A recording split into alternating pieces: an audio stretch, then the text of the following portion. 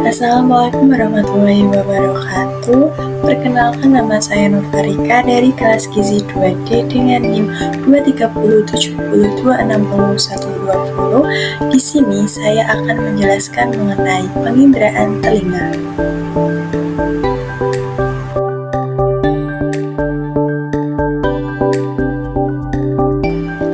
Pada kesempatan kali ini, saya akan menjelaskan mengenai pengertian penginderaan telinga, fungsi telinga, bagian-bagian telinga, fungsi bagian telinga, proses mendengar, penyakit yang terkait dengan telinga, serta menjaga kesehatan telinga. Yang pertama, saya akan menjelaskan mengenai pengertian penginderaan telinga.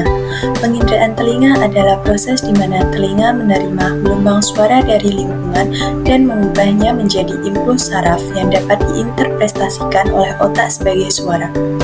Telinga merupakan organ pendengaran dan keseimbangan pada manusia. Yang kedua adalah fungsi telinga. Telinga memiliki dua fungsi, yaitu sebagai fungsi pendengaran.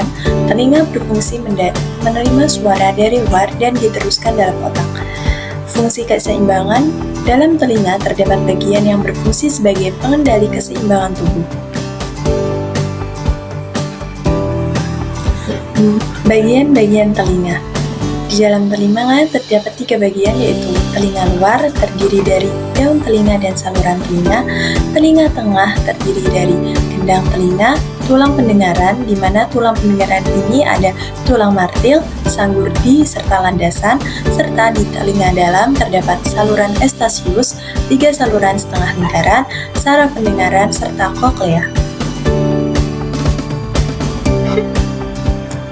Fungsi bagian telinga. Yang pertama ada daun telinga. Daun telinga berfungsi untuk menangkap gelombang suara dari lingkungan sekitar.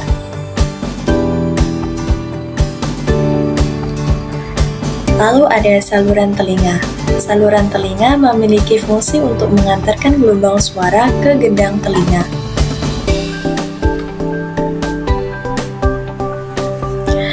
Lalu ada gendang telinga. Gendang telinga menerima gelombang suara yang masuk ke liang telinga dari lingkungan sekitar. Getaran gendang telinga diteruskan ke 3 tulang kecil di telinga tengah, yaitu malleus, incus, dan stapes. Selanjutnya ada tulang pendengaran. Nah, tulang pendengaran ini ada 3 tulang, yaitu tulang sanggurdi, tulang landasan, dan juga tulang martil. Masing-masing memiliki fungsi yang berbeda-beda. Berikut adalah fungsinya. Fungsi dari tulang martil yaitu menghantarkan getaran suara dari gendang telinga ke tulang landasan. Fungsi dari tulang landasan untuk meneruskan getaran yang masuk dari gendang telinga ke rumah siput. Dan yang terakhir ada tulang sanggurdi, berfungsi untuk menerima getaran suara dari tulang landasan dan diantar ke membran di telinga dalam melalui tingkap oval.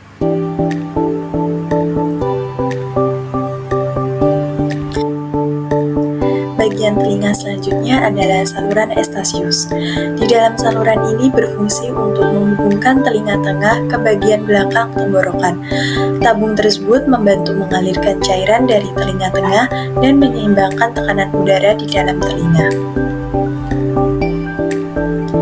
Bagian selanjutnya adalah saluran setengah lingkaran.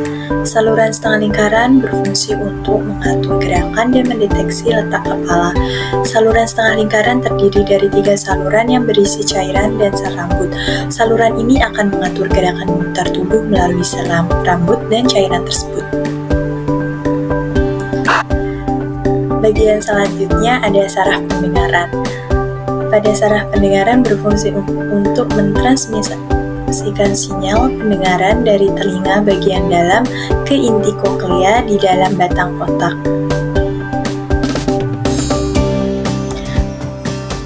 Bagian selanjutnya adalah koklea.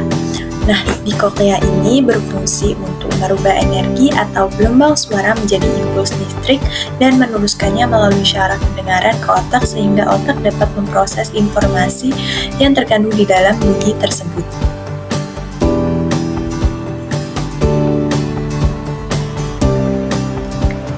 Di sini selanjutnya saya akan membahas mengenai proses mendengar.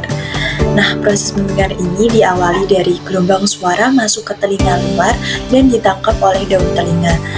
Selanjutnya, gelombang suara diteruskan ke ilang telinga dan bergetarkan gendang telinga. Lalu, getaran gendang telinga diteruskan ke tulang-tulang kecil di telinga tengah. Selanjutnya, tulang-tulang kecil memperkuat getaran dan meneruskannya ke koklea di telinga dalam. Proses selanjutnya yaitu getaran di koklea menyebabkan sel-sel rambut bergetar. Getaran sel-sel rambut tersebut diubah menjadi impuls saraf. Lalu impuls saraf dikirim ke otak melalui syaraf pendengaran, dan yang terakhir otak menginterpretasikan impuls saraf sebagai suara. Penyakit terkait telinga. Gangguan pada telinga dapat dialami oleh semua orang dari usia muda hingga tua. Gangguan tersebut pun dapat beragam, membuat penderita merasakan kesakitan hingga terganggunya pendengaran atau keseimbangan. Gangguan penyakit telinga yang pertama ada otitis eksterna. Otitis eksterna merupakan peradangan pada telinga luar. Gangguan ini bisa terjadi karena terlalu kuat membersihkan telinga sehingga menyebabkan luka. Gangguan yang kedua ada perikondritis. Terjadinya infeksi pada perikondrium atau selapung jaringan ikat padat yang mengelilingi tulang rawan telinga.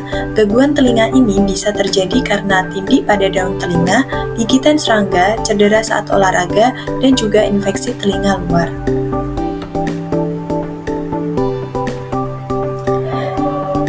Gangguan selanjutnya adalah cerumen. Cerumen merupakan kotoran pada telinga. Bila menumpuk dan tidak bisa dikeluarkan, menimbulkan rasa gatal, tertutup, dan gangguan pendengaran. Nah, topik selanjutnya adalah bagaimana sih cara kita dalam menjaga kesehatan telinga? Jadi, cara kita dalam menjaga kesehatan telinga itu sangat gampang. Yang pertama, dengan membersihkan telinga dengan benar. Gunakanlah obat tetes telinga atau minyak zaitun untuk melunakkan kotoran telinga. Dan jangan menggunakan cotton bud ya. Yang kedua, tidak menggunakan earphone terlalu lama. Batasi penggunaan earphone, jangan pakai terlalu lama. Yang ketiga, menghindari suara yang terlalu bising. Jika kita terlalu sering berada pada lingkungan yang bising, dapat menurunkan kualitas pendengaran. Dan yang terakhir, memastikan telinga selalu kering. Telinga yang lembab dan basah dapat menyebabkan kuman dan infeksi jamur. So, mari kita rawat kesehatan telinga kita.